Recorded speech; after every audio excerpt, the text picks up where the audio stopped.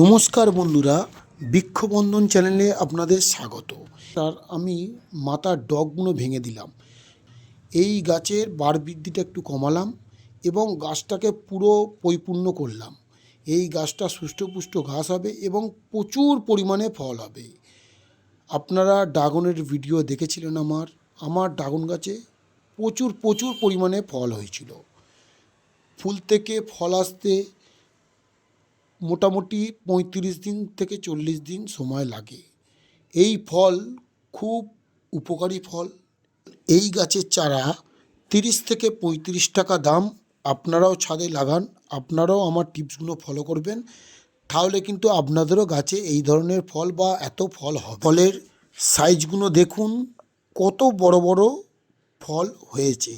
এই ফল পেতে গেলে এই ড্রাগন ফল আপনি ৬ থেকে ৭ মাস আপনার ঘরে যত্ন করবেন, তারপরে দেখবেন কী হারে ড্রাগন ফল হয়। ড্রাগন ফলের সার সম্বন্ধে কিছু দেখে নিন।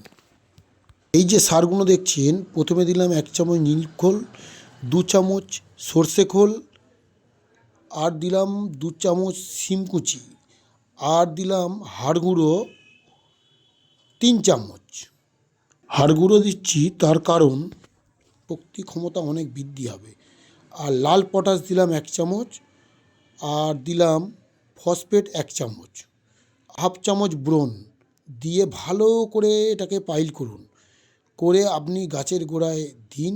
গাছটার গোড়াটা একটু ভালো করে উস্কে নিন, তারপর সারটা গোড়ায় দিন। রোদ্দুর অবস্থায় সার দিলে গাছের গোড়ায় জল দেবেন না, তাতে গাছের ক্ষতি হবে। তারপর সন্ধে হলে একটু গাছের গোড়ায় ১ মগ জল দিন।